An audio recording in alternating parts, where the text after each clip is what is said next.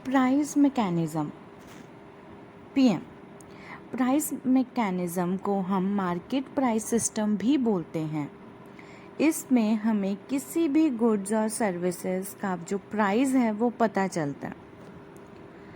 अब इट क्या है? Price mechanism plays a crucial role. किस में वो इतना इम्पॉर्टेंट रोल प्ले कर रहा है? इन एलोकेटिंग द रिसोर्सेज, कि रिसोर्सेज को पहले इकट्ठा किया जाए। कोऑर्डिनेटिंग इकोनॉमिक एक्टिविटीज़, जितनी भी इकोनॉमिकल एक्टिविटीज़ होंगी उनमें कोऑर्डिनेशन हो। And facilitating exchanges between buyer and seller, किसी ने कोई चीज़ खरीदनी है, बेचनी है, उनका इंटरेक्शन होना भी ज़रूरी है, तभी जाकर हमारी जो मार्केट है मार्केट कहलाएगी।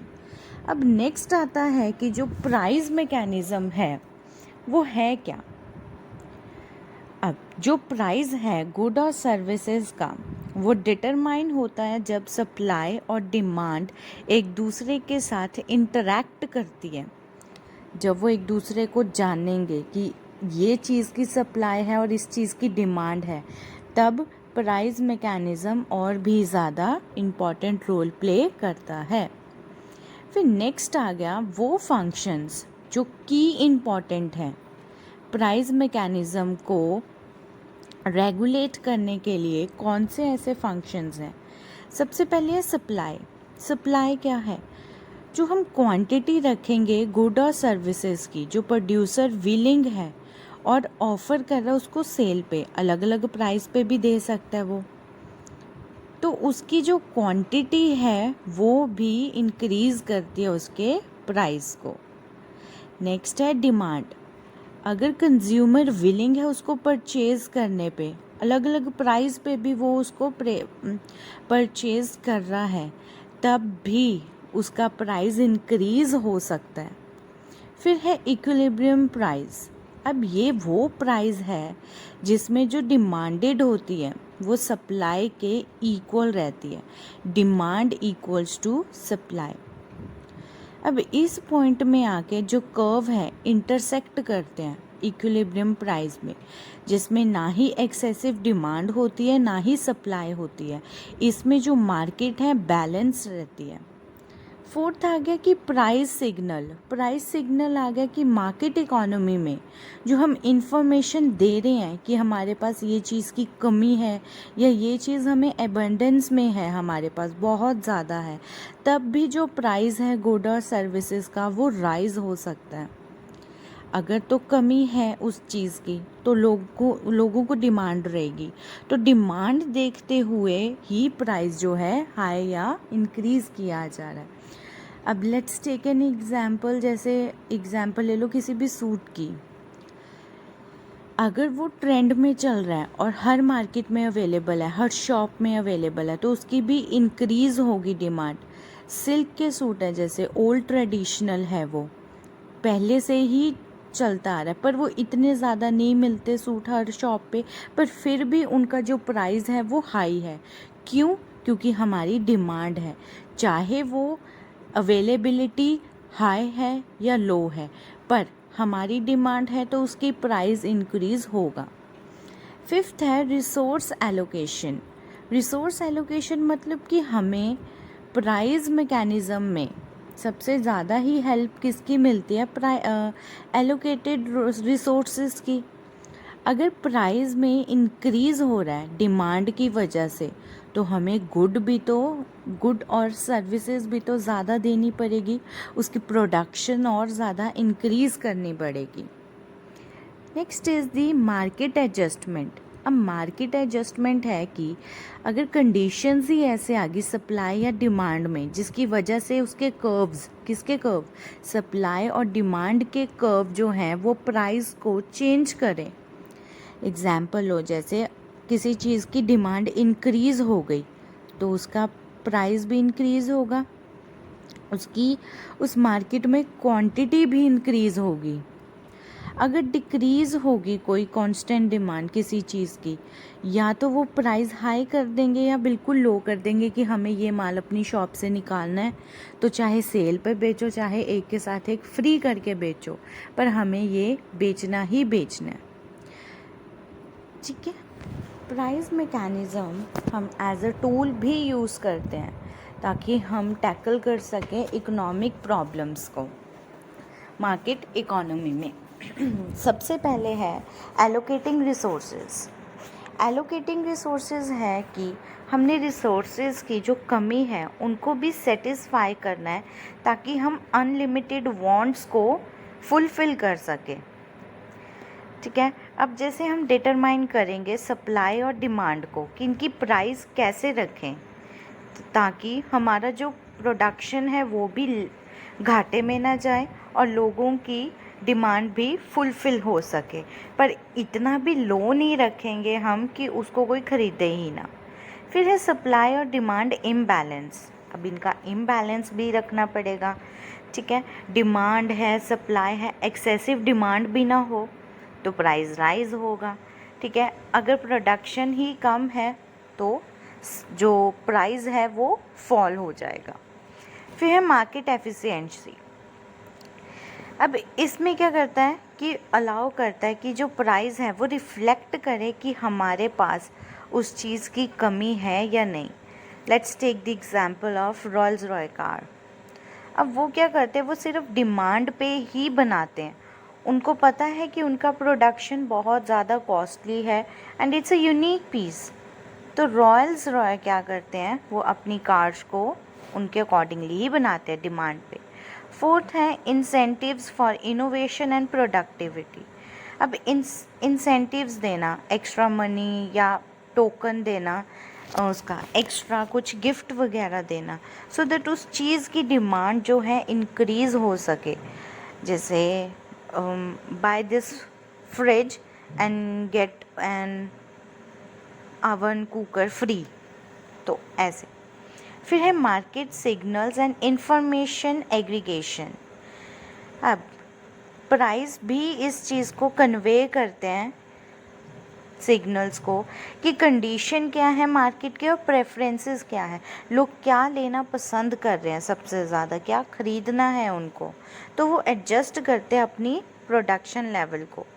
फिर है ऑटोमेटिक स्टेबलाइजेशन। अब ऑटोमेटिक स्टेबलाइजेशन मतलब कि चाहे डिमांड और सप्लाई एडजस्ट करनी पड़ रही है पर इक्विलिब्रियम जो है वो रीस्टोर कर पाए। एग्जाम्पल लेते हैं, अगर किसी चीज़ की डिमांड बहुत ज़्यादा इंक्रीज़ होगी एकदम से तो प्राइस भी इंक्रीज़ होगा, जिसकी वजह से जो प्रोड्यूसर्स हैं वो अपनी सप्लाई को और ज़्यादा इंक्रीज़ करेंगे क्योंकि लोग वो चीज़ मांग रहे हैं। तो इसका मतलब है कि ऑटोमेटिक एडजस्टमेंट होगी उस सिचुएशन में।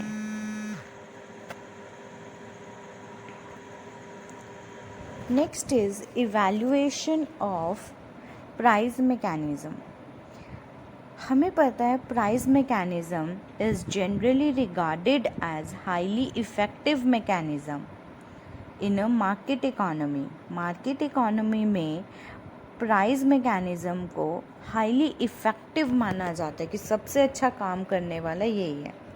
तो कुछ की पॉइंट्स हैं जो कंसीडर किए जाते हैं इन इवैल्यूएटिंग प्राइस मैकेनिज़्म। जैसे सबसे पहले है एफिशिएंसी।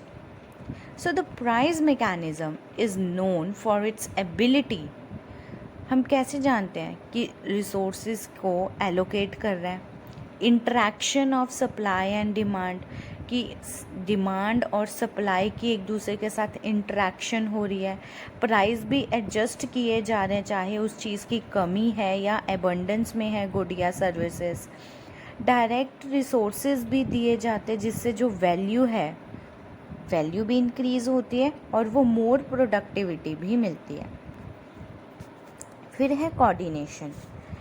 ये प्राइस मैकेनिज़्म एक कोऑर्डिनेशन मैकेनिज़्म की तरह भी वो करता है, काम करता है, जिसमें बायर और जो सेलर है वो दोनों ही एक दूसरे के साथ इंटरेक्ट करते हैं, वो टुगेदर आते हैं मार्केट में कोऑर्डिनेशन का मतलब है एक दूसरे के साथ कोऑर्डिनेट करना, ठीक है।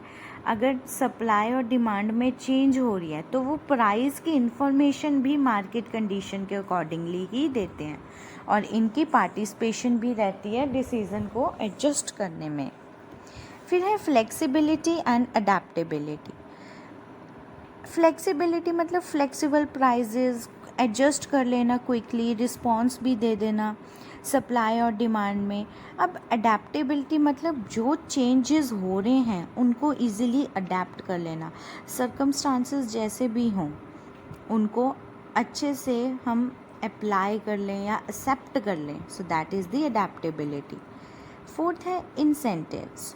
अब जैसे प्राइस है, बायर और जो प्रोड्यूसर है या कंज्यूमर है उनको अगर एक टोकन दे दें, कोई फ्री गिफ्ट दे दें, उसके साथ भी वो खुश हो जाते हैं और वो उस प्रोडक्ट को और ज़्यादा बाय करते हैं।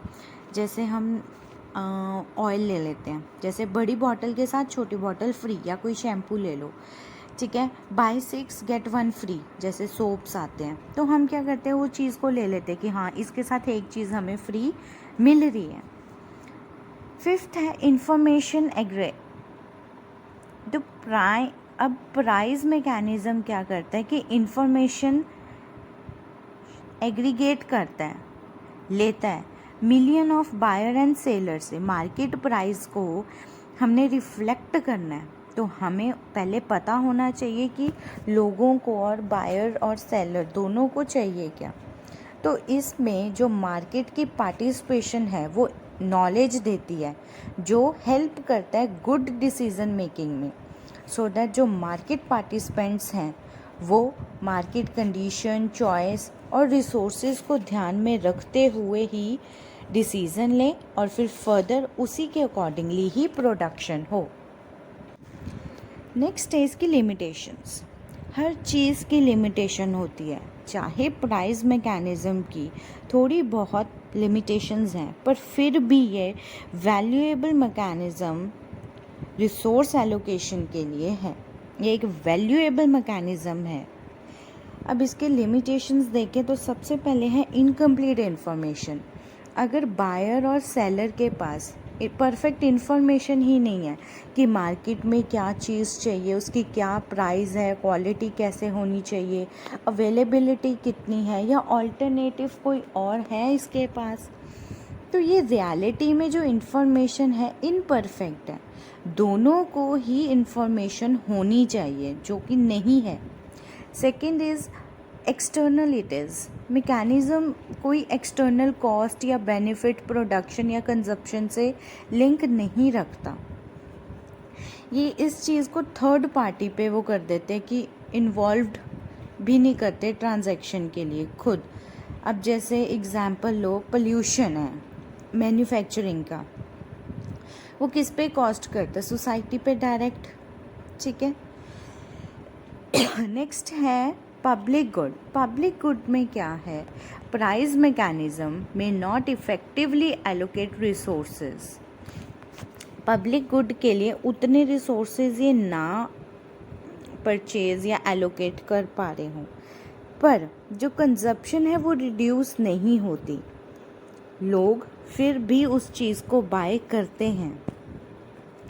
नेक्स्ट है मार्केट पावर। मार्केट की क्या पावर है, बहुत सारी कंपनीज हैं जो लार्ज फर्म पे वर्क करती हैं और उनका जो फंक्शन है या प्राइस मैकेनिज़्म है वो कॉम्पिटिटिवली नहीं है, मतलब उसको उन कंपनीज़ को, बड़ी कंपनीज़ को या लार्ज फर्म को किसी से कंपटीशन का कोई लिंक नहीं है।